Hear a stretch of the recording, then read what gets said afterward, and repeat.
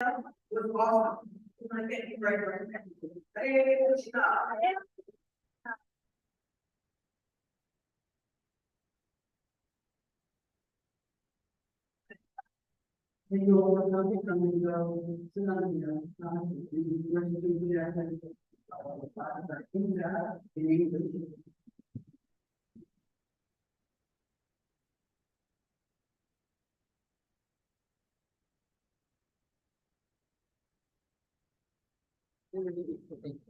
Uh, Where will you be? right here. Here? Yeah, yeah. I'm just,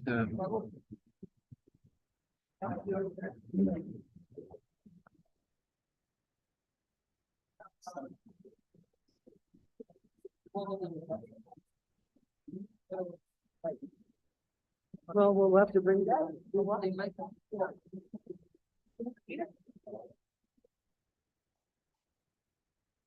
And here, Bhagavad Gita, chapter 1. You can look at it online. Oh, they might have it in the gift shop, the gift shop, but I don't think gift shop.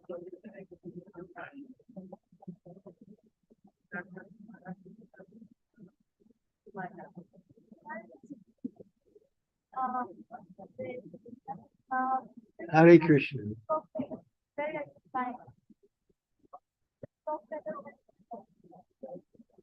Hare Krishna. So I wish some of you would stay, not to listen to me, but to listen to Bhagavad Gita. So once a year, we observe the speaking, or should I say the singing of Bhagavad Gita, because Gita means song and Krishna too low. Too low. Okay.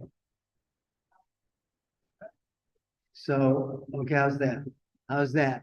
How's that? Okay, so once a year, it is our privilege and honor. It's always a privilege and honor to recite the scriptures. And so tonight we're starting with chapters 1 and 2. There are 18 chapters in the Bhagavad Gita, so we're going to do 2 today. I'm just going to read the English. I'm not going to read the Sanskrit or the transliterations and synonyms or purports, or just reading the English translations, perfectly translated by His Divine Grace A.C. Bhaktivedanta Swami Srila Prabhupada. Srila Prabhupada ki. Okay, so I suppose I forego the singing of Jaya Radha Madhava. Is that right?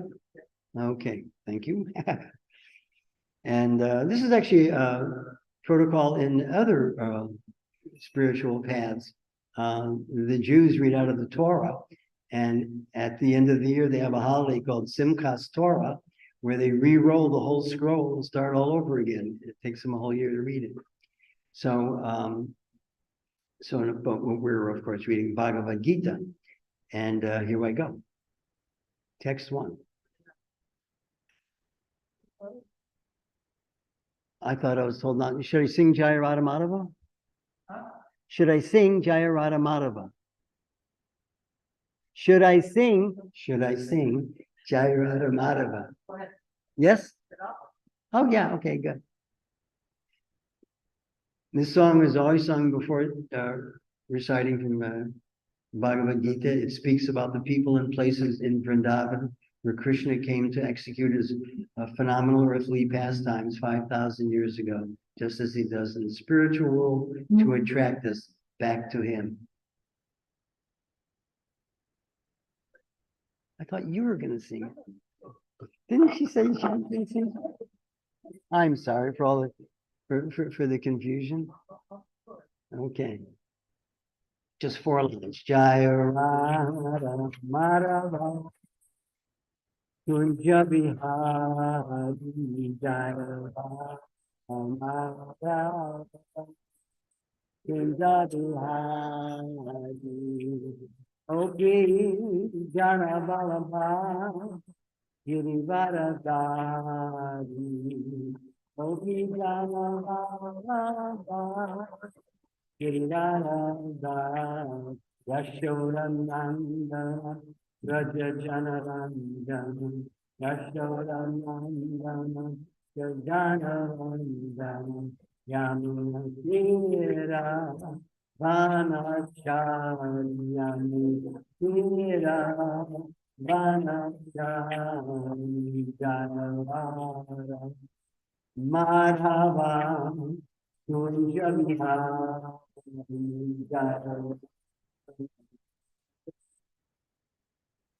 Surya Vihara Jai Bhagavad Gita.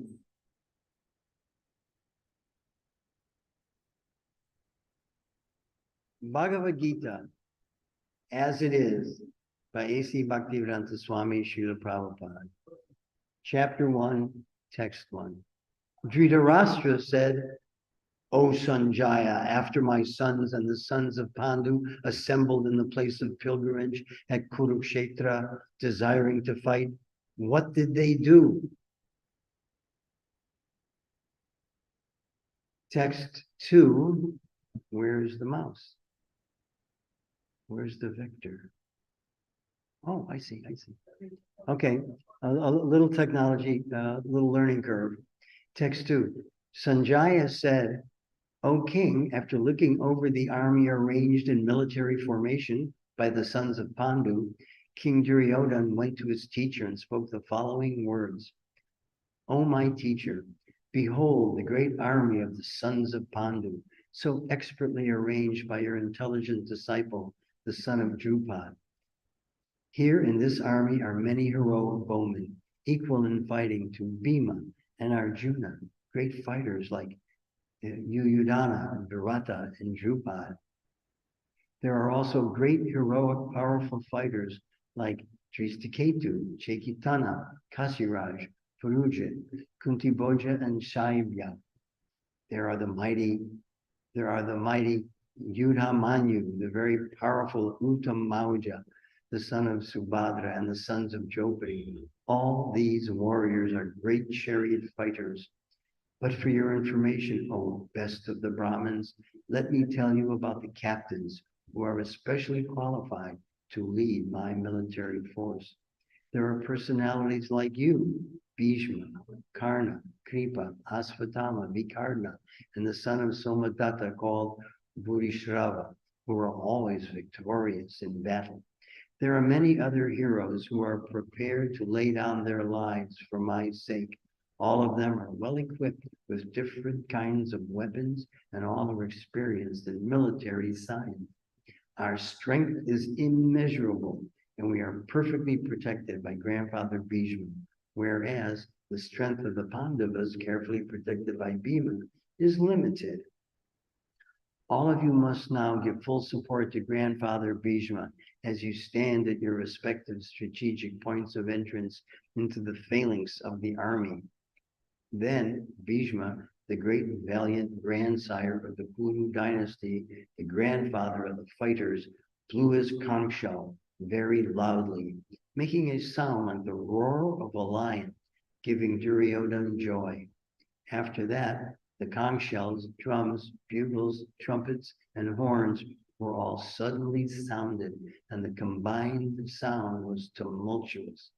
On the other side, both Lord Krishna and Arjuna, stationed on a great chariot drawn by white horses, sounded their transcendental conch shells. Lord Krishna blew his conch shell called Panchajanya. Arjuna blew his, the Devadatta, and Bhima, the voracious eater and performer of Herculean tasks, blew his terrific conch shell called Pandra. King Yudhisthira, the son of Kunti, blew his conch shell, the Ananta Vijay. Nakula and Sahadeva blew the Sugosa and Manipushpaka.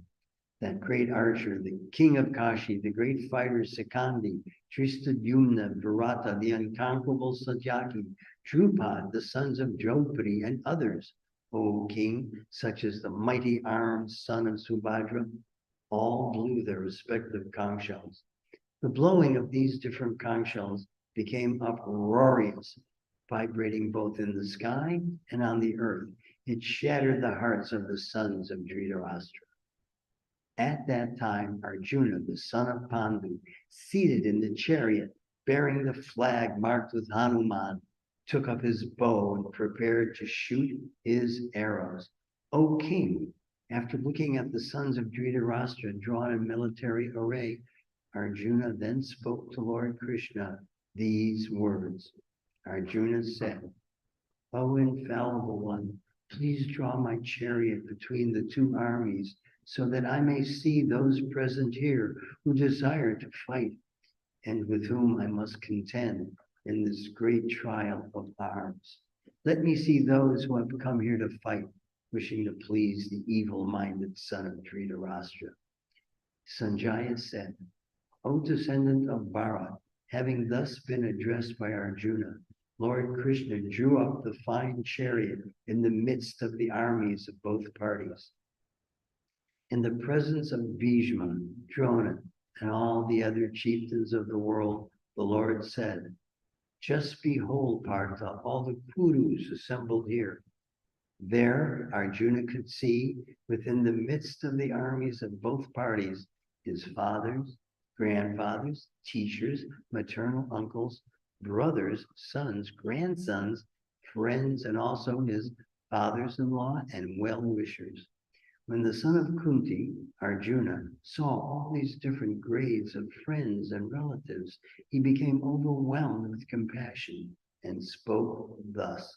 Arjuna said, my dear Krishna, seeing my friend and relatives present before me in such a fighting spirit, I feel the limbs of my body quivering and my mouth drying up.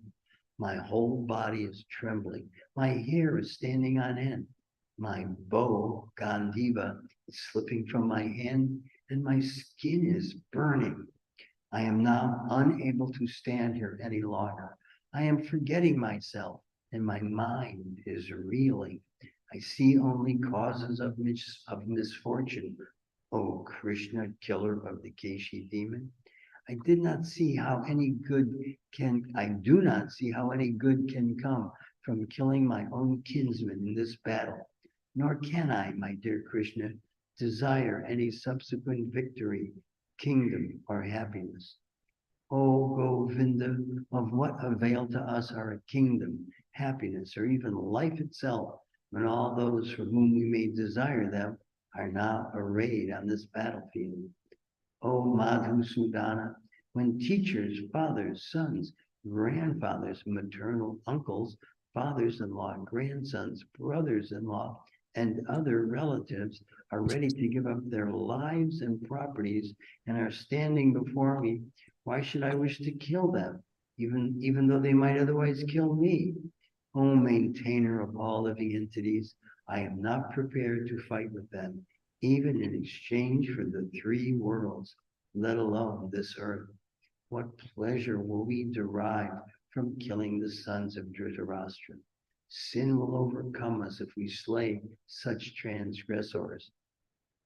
Therefore, it is not proper for us to kill the sons of Dhritarashtra and our friends. What should we gain, O Krishna, husband of the goddess of fortune? And how could we be happy by killing our own kinsmen? O Janardhan, although these men, their hearts overtaken by greed, see no fault in killing one's family or quarreling with friends, why should we, who can see the crime in destroying a family, engage in these acts of sin? With the destruction of the dynasty, the eternal family tradition is vanquished, and thus the rest of the family becomes involved in irreligion. When irreligion is prominent in the family, O Krishna, the women of the family become polluted, and from the degradation of womanhood, O descendant of Vrishni, comes unwanted progeny. An increase of unwanted population certainly causes hellish life, both for the family and for those who destroy the family tradition. The ancestors of such corrupt families fall down because the performances for offering them food and water are entirely stopped by the evil deeds of those who destroy the family tradition and thus give to unwanted children. All kinds of community projects and family welfare activities are devastated. O Krishna, maintainer of the people, I have heard by disciplic succession that those whose family traditions are destroyed dwell always in hell. Alas, how strange it is that we are preparing to commit greatly sinful acts. Driven by the desire to enjoy royal happiness, we are intent in killing our own kinsmen. Better for me if the sons of Dhritarashtra, weapons in hand, were to kill me unarmed, unresisting on the battlefield.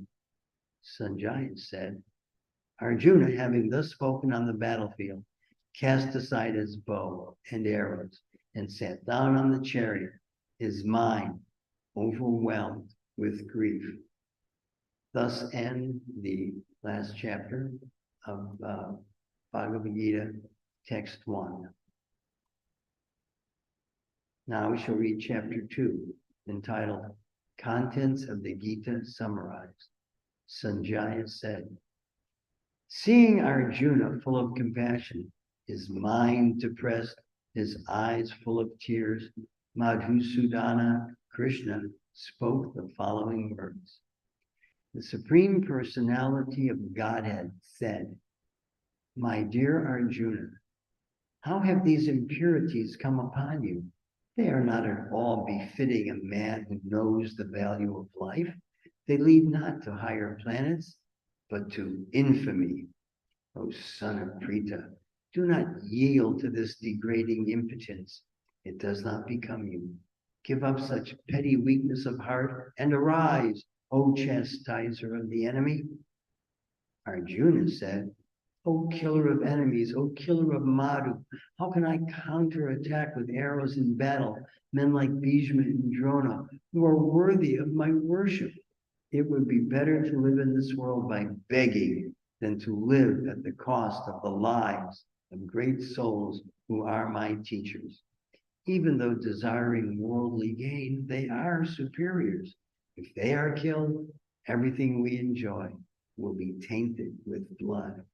Nor do we know which is better, conquering them or being conquered by them. If we killed the sons of Dhritarashtra, we should not care to live. Yet they are now standing before us on the battlefield. Now I am confused about my duty and have lost all composure because of miserly weakness. In this condition, I am asking you to tell me for certain what is best for me. Now I am your disciple and a soul surrendered unto you. Please instruct me. I can find no means to drive away this grief which is drying up my senses. I will not be able to dispel it, even if I win a prosperous, unrivaled kingdom on earth with sovereignty like the demigods in heaven. Sanjaya said, having spoken thus, Arjuna, chastiser of enemies, told Krishna, Govinda, I shall not fight, and fell silent. O descendant of Bharat, at that time, Krishna, smiling in the midst of both the armies, spoke the following words to the grief-stricken Arjuna. The Supreme Personality of Godhead said, while speaking learned words, you are mourning for what is not worthy of grief. Those who are wise lament neither for the living nor for the dead.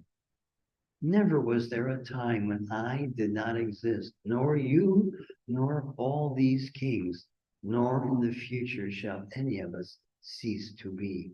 As the embodied soul continually passes in this body from boyhood to youth to old age, the soul similarly passes into another body at death. A sober person is not bewildered by such a change. O son of Kunti, the non-permanent appearance of happiness and distress, and their disappearance in due course, are like the appearance and disappearance of winter and summer seasons. They arise from sense perception, O scion of Bharat, and one must learn to tolerate them without being disturbed. Oh, best among men, the person who is not disturbed by happiness and distress and is steady in both is certainly eligible for liberation. Those who are seers of the truth have concluded that of the non-existent, the material body, there is no endurance, and of the eternal, the soul, there is no change. This they have concluded by studying the nature of both. That which pervades the entire body you should know to be indestructible. No one is able to destroy that imperishable soul.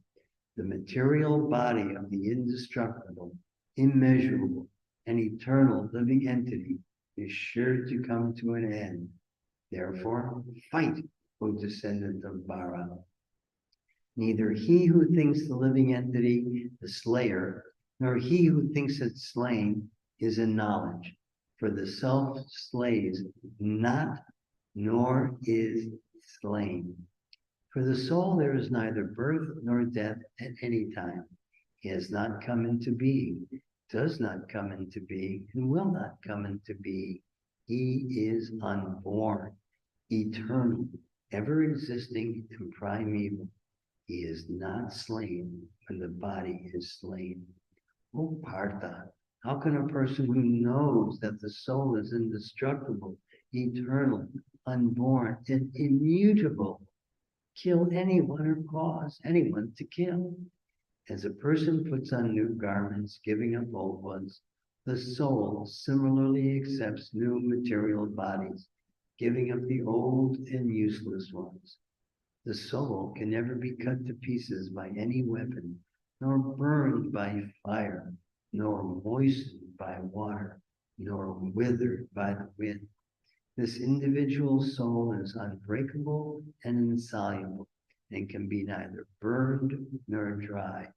He is everlasting, present everywhere, unchangeable, immovable, and eternally the same. It is said that the soul is invisible, inconceivable, and immutable. Knowing this, you should not grieve for the body. If, however, you think that the soul, or the symptoms of life, will always be born and die forever, you still have no reason to lament, O mighty arm. One who has taken his birth is sure to die, and after death, one is sure to take birth again.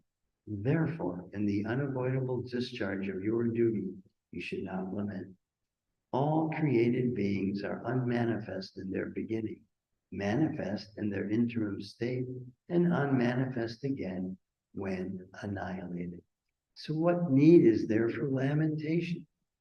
Some look on the soul as amazing. Some describe him as amazing, and some hear of him as amazing, while others, even after hearing about him, cannot understand him at all. O descendant of Bara, he who dwells in the body can never be slain. Therefore, you need not grieve for any living being. Considering your specific duty as a Kshatriya, you should know that there is no better engagement for you than fighting on religious principles, and so there is no need for hesitation. O Partha, happy are the Kshatriyas to whom such fighting opportunities come, unsought, opening for them the doors of the heavenly planets. If, however, you do not perform your religious duty of fighting, then you will certainly incur sins for neglecting your duties and thus lose your reputation as a fighter. People will always speak of your infamy, and for a respectable person, dishonor is worse than death. The great generals who have highly esteemed your name and fame will think that you have left the battlefield out of fear only, and thus they will consider you insignificant. Your enemies will describe you in many unkind words and scorn your ability. What could be more painful to you? O son of Kunti, either you will be killed on the battlefield and attain the heavenly planets, or you will conquer and enjoy the earthly kingdom. Therefore, get up with determination and fight. Do thou fight for the sake of fighting, without considering happiness or distress, loss or gain, victory or defeat? Or by so doing you shall never incur some sin.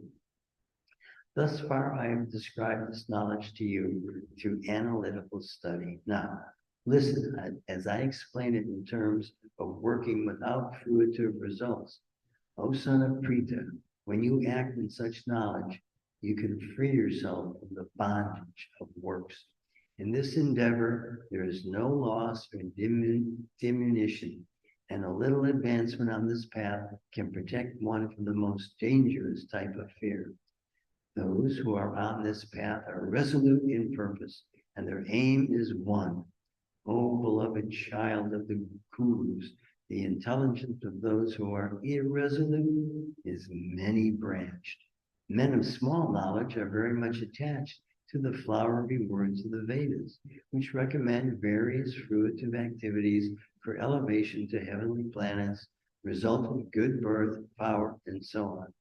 Being desirous of sense gratification and opulent life, they say that there is nothing more than this. In the minds of those who are too attached to sense enjoyment and material opulence and who are bewildered by such things, the resolute determination for devotional service to the Supreme Lord does not take place. The Vedas deal mainly with the subject of the three modes of material nature. O Arjuna, become transcendental to these three modes. Be free from all dualities and from all anxieties for gain and safety, and be established in the self. All purposes served by a small well can at once be served by a great reservoir of water. Similarly, all the purposes of the Vedas can be served to one who knows the purpose behind them.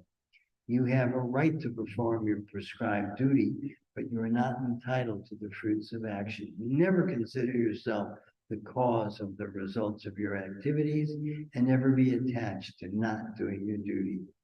Perform your duty equipoised, O Arjuna, abandoning all attachment to success or failure. Such equanimity is called yoga. O Dhananjaya, keep all abominable activities far distant by devotional service, and in that consciousness surrender unto the Lord. Those who want to enjoy the fruits of their work are misers. A man engaged in devotional service rids himself of both good and bad reactions, even in this life. Therefore, strive for yoga, which is the art of all work. By thus engaging in devotional service to the Lord, great sages or devotees free themselves from the results of work in the material world. In this way, they become free from the cycle of birth and death and attain the state beyond all miseries by going back to Godhead. When your intelligence has passed out of the dense forest of delusion, you shall become indifferent to all that has been heard and all that is to be heard.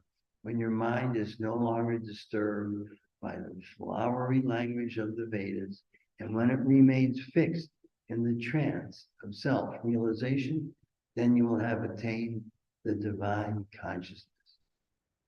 Arjuna said, O Krishna, what are the symptoms of one whose consciousness is thus merged in transcendence? How does he speak, and what is his language? How does he sit, and how does he walk? The Supreme Personality of Godhead said, O Partha, when a man gives up all varieties of desire for sense gratification, which arise from mental concoction, and when his mind thus purified finds satisfaction in the self alone, then he is said to be in pure transcendental consciousness. One who is not disturbed in mind, even amidst the threefold miseries, or elated when there is happiness, and who is free from attachment, fear, and anger, is called a sage of steady mind. In the material world, when one who is unaffected by whatever good or evil he may obtain, neither praising it nor despising it, is firmly fixed in perfect knowledge. One who is able to withdraw his senses from sense objects, as the tortoise draws its limbs within the shell, is firmly fixed in perfect consciousness. Though the embodied soul may be restricted from sense enjoyment, the taste for sense objects remains. The taste for sense objects remains. But ceasing such engagements by experiencing higher taste, he is fixed in consciousness. The senses are so strong and impetuous, O Arjuna, that they forcibly carry away the mind even of a man of discrimination who is endeavoring to control them.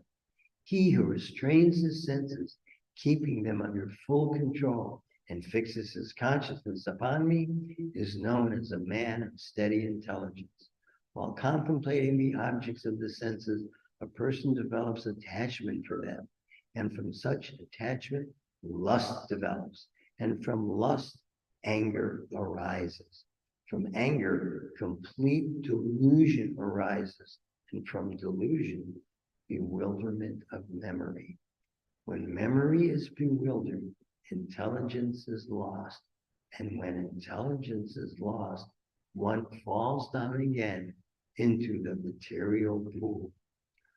But a person free from all attachment and aversion and able to control his senses through regulative principles of freedom can obtain the complete mercy of the Lord. For one thus satisfied in Krishna consciousness, the threefold miseries of material existence exist no longer. In such satisfied consciousness, one's intelligence is soon well established. One who is not connected with the Supreme in Krishna consciousness can have neither transcendental intelligence nor a steady mind, without which there is no possibility of peace. And how can there be any happiness without peace? As a strong wind sweeps away a boat on the water, even one of the roaming senses on which the mind focuses can carry away a man's intelligence. Therefore, O mighty arm, one whose senses are restrained from their objects is certainly of steady intelligence. What is night for all beings is the time of awakening for the self-control, and the time of awakening for all beings is night for the introspective sage. A person who is not disturbed by the incessant flow of desires that enters like rivers into the ocean, which is ever being filled but is always still, can alone achieve peace, and not the man who strives to satisfy such desires. A person who has given up all desires for sense gratification, who lives free from desires, who has given up all sense of proprietorship and is devoid of false ego, he alone can attain real peace. That is the way of the spiritual and godly life, after attaining which a man is not bewildered. If one is thus situated, even at the hour of death, one can enter into the kingdom of God. That is the end of chapter 2 of Bhagavad Gita as it is, and it has been my privilege to read this to you. Thank you very much. Oh. We have some time left. It's about 12. So anyone who will have opportunity to take the off at 8:15. You can take the shot before then, but we have about 20 minutes. So what I was thinking is that since we know that Arjuna is in this position in order to show us what happens when we have a state of amnesia, when we forget our actual position. So I think it's always important when we are sharing with our guests that they understand the relevance of what we're reading to their day-to-day life. So since we have some time left, perhaps we could speak on how those first 2 chapters could be applied in the day-to-day life of our guests. Just do that. A pleasure and an honor. Now about 20. So it's kind of especially relevant in this time because we're hearing so much of the news of violence in between two of the Abrahamic faiths that are fighting, and which is a real shame and a real pity. And some are claiming their own scripture as justification for them doing it. And one might even misinterpret this, that, well, Krishna is telling Arjuna to fight. So that means Krishna conscious people are violent people. Well, this was 5,000 years ago, and Arjuna is of a type of person that we just don't have anymore, a spiritual warrior. It sounds like a martial arts movie, but there actually were people like that at one time. And this particular war has to do with an army of, well, there's no other way to say it, but atheists who wish to take over the world, and what will happen to God-conscious people and the spiritual life if they win and take over. And every diplomacy has been tried for years, for decades, with these people, and all for naught. They are determined to destroy Arjuna's family, although the throne is rightly theirs, and they should rule the planet in God consciousness and Krishna consciousness, but their evil cousins who are envious of God, envious of Krishna, don't want to see that happen, and just to be able to imitate God and be the kings and try to run everything, they're willing to eagerly kill their cousins and try to win control of the planet in favor of no God, which is something that we would not want to see. So there are no more Kshatriyas, there are no more kingly warriors. For many years, the Bhagavad Gita interpreted this as strictly metaphorical. Well, the Vedic teachings are not metaphorical or symbolic. This actually happened. But again, there are no more Kshatriyas, and we're able to use modern devices of communication to overcome atheistic arguments instead of launching battles with millions of men and weapons. And we will continue in the Krishna consciousness movement that Prabhupada brought here to non-violently preach Krishna's message for everybody. One of the interpretations has always been that we're always fighting within ourselves. And that's very true to a great deal. I think we're always aware of temptations of our false ego, our temptations of sense gratification in the material world, and we're all having that fight within us, which path we should choose. The little angel on one shoulder and the devil on the other shoulder, so often depicted in stories and cartoons, trying to convince the soul which way to go. But if we study the Vedic teachings, Prabhupada's books, etc., we will know that serving Krishna is ultimately, serving God, serving Krishna is ultimately the best thing to do. It is in our best interest, and it is in the interest of everybody. There is so much social work going on in this world to help abused children, abused elderly people, the indigent, the sick, the ill, the people of minority groups, et cetera, et cetera. But this is the finest social work. Preaching Krishna consciousness is the greatest social work because it preaches that we are not the body. The first symptom of insanity is that we think we are this body, that we're this nationality, this color, this race, this ethnicity, that we belong to this planet or this universe, which we don't. We are the soul within this body and can never be satisfied until we are reunited in loving devotional service with God, with Krishna. That's what's going to make it. everything perfect and happy. God is the root of everything. So if we nourish the root, the whole tree will flourish. If we surrender to Krishna, then everything will fall into place. And it is not violent, it is not fighting, it is the most specific. It is the practice of yoga, of bhakti yoga. Here we see the word yoga mentioned, and so many people have preconceptions of the word yoga because they're usually thinking of the popular hatha yoga, which is healthy for your body, but ultimately is not spiritual.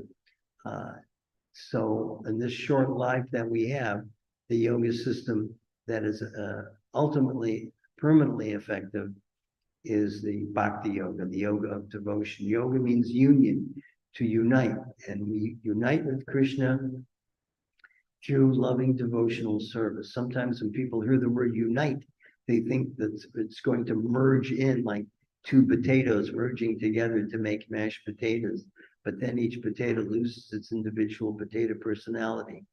And so that does not happen. We never merge into Krishna. For people who are advanced in the study of Krishna consciousness, they know of the Brahma Jyoti, of the light emanating from Krishna's body. And there are occasions when a person might merge into that, but that's not permanent. Eventually, he will become manifest again in another body in the material world, and he'll get another chance to learn his lesson. We all get multiple chances to learn our lesson. It's a very popular thing in the 20th, now the 21st century, among certain intellectual circles to discuss reincarnation, as if this is some fascinating thing. Reincarnation is when the soul leaves one body, when the body wears out and dies, goes into another body. That's reincarnation. Incarnate, the word carne is translated, well, it means meat. This body is a hunk of meat. And so we are stuck in multiple series of bodies until we learn our lesson, which is that we can never become Krishna. We can never become God.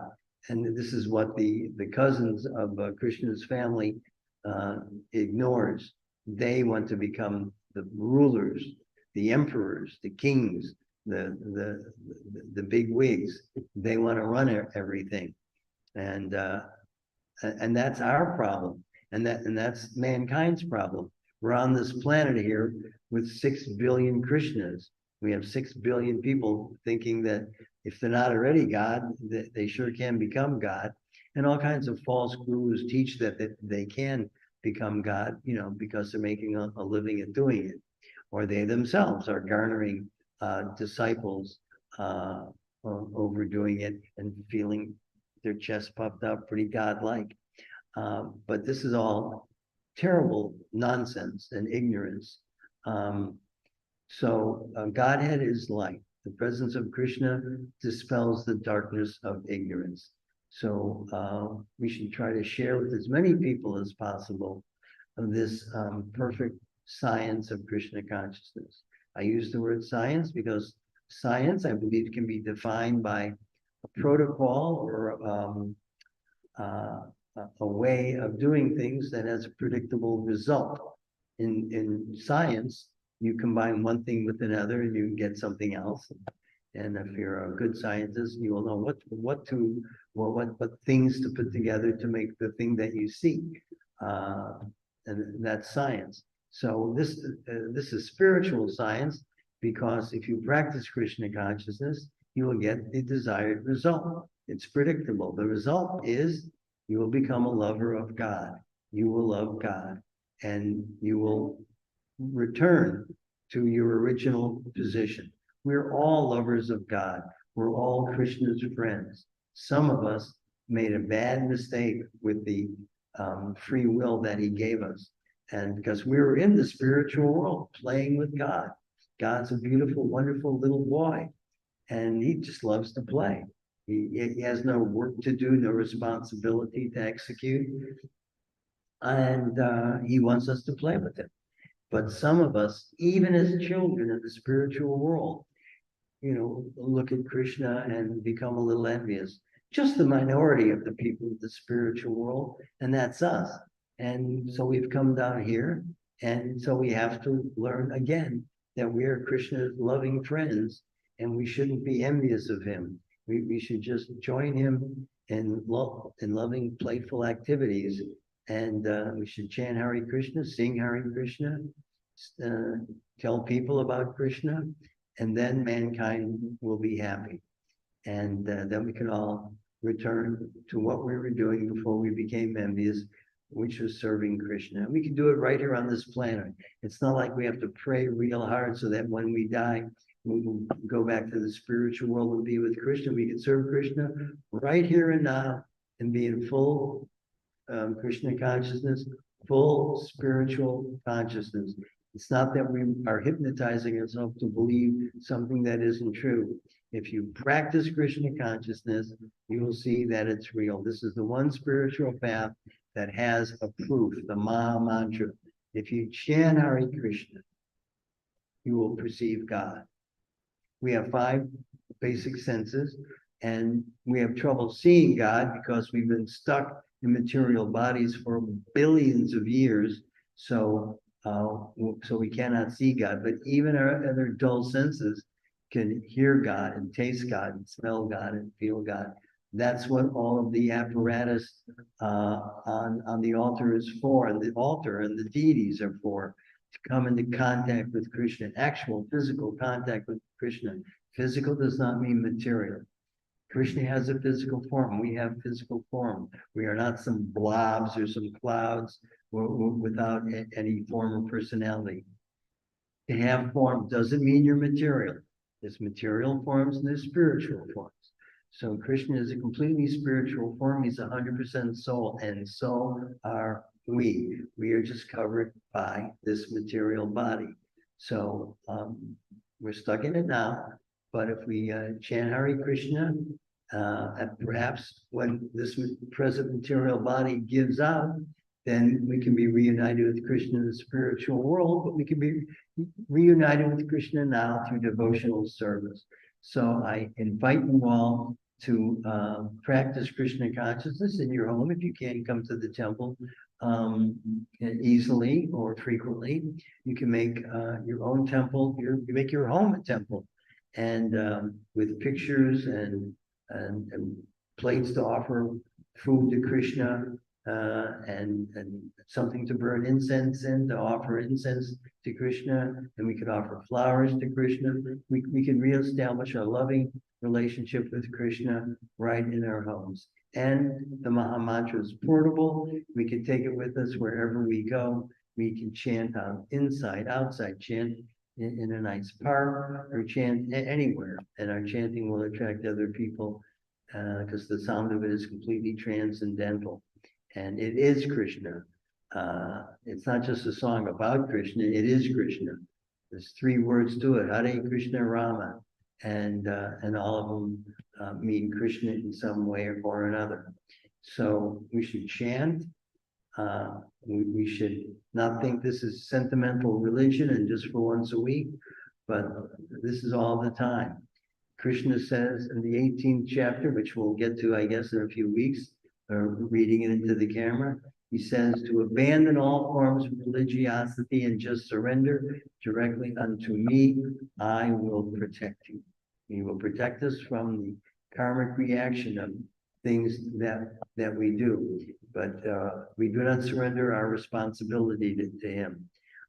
He is our savior only in so much as that we can reach out to him and make contact with him. We do have responsibility. That's what human life is for. We have the responsibility to seek out Krishna, to ask what's going on, and then chant Hare Krishna as he invites us to do in the scripture, and return to him and be in his company. We are in his company whenever the altar is open. That is called darshan, which is audience of the deities. And we should come to let the deities see us. and we should establish a relationship with the deities. They're real living people, whether our blind spiritual eyes see it or not. And we should establish a relationship with them. And you can also do this at home. And there's so many media, there's so much media to use to become more and more familiar with the science of Krishna consciousness. And you don't even need any money. The entire database, all of Srila Prabhupada's books are online. And you can read every one for free and all of his purports. And you can contact devotees if there's something you don't understand for a better explanation, for a better purport. And take it seriously. You eventually become initiated by a spiritual master and become even closer to Krishna. Are there any questions, arguments, or realizations?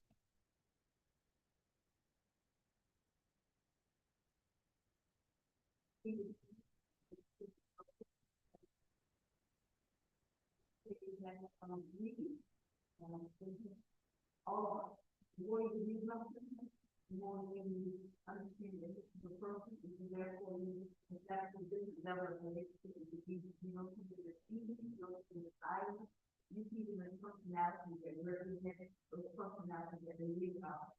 So, like I said, everything is online. It's there. And again, this is what makes you what we're doing. This is the one that you guys have to see. There's a particular way where we can put the whole knowledge in one day. We have decided that is not actually practical for us in our congregation to do that in one day. So therefore, we are doing it online. So I encourage everyone to check the newsletter and see the links to join in. I encourage you to be ready to participate. We have seen just from the few times that I want to do. I think there's a different level of energy when we are participants rather than our group.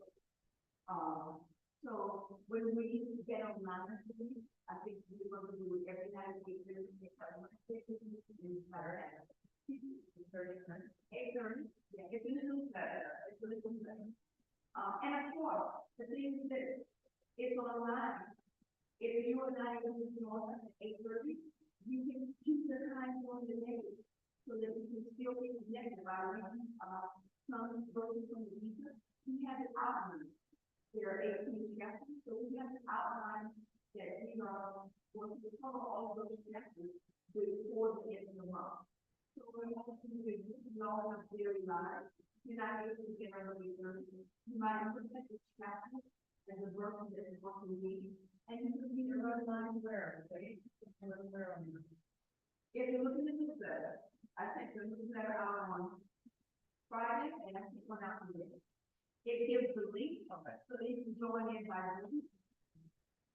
This right here is the basic. For a person who, for some reason, is not able to join us at 8:30 and not do one chapter, you can just get online all the day and read yourself in online. That's what I mean. But if you want to join in, I can.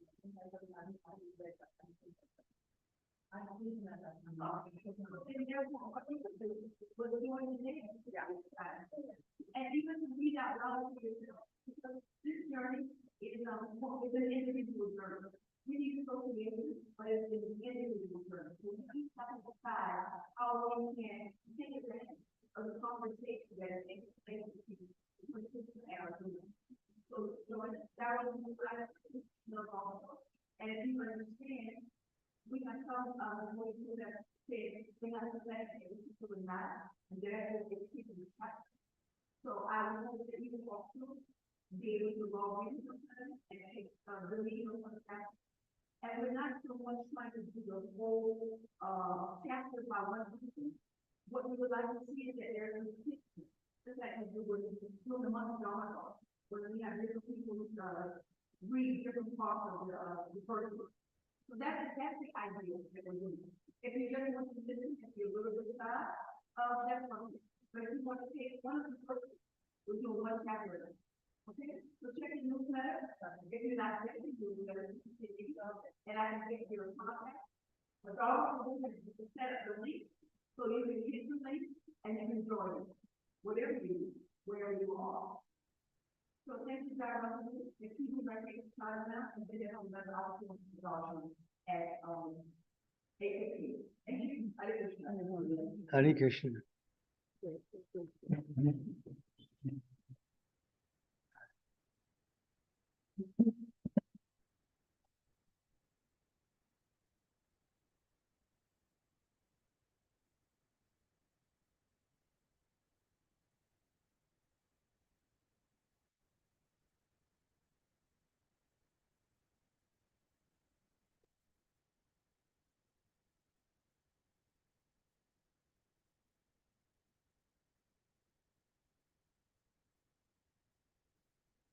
That's great.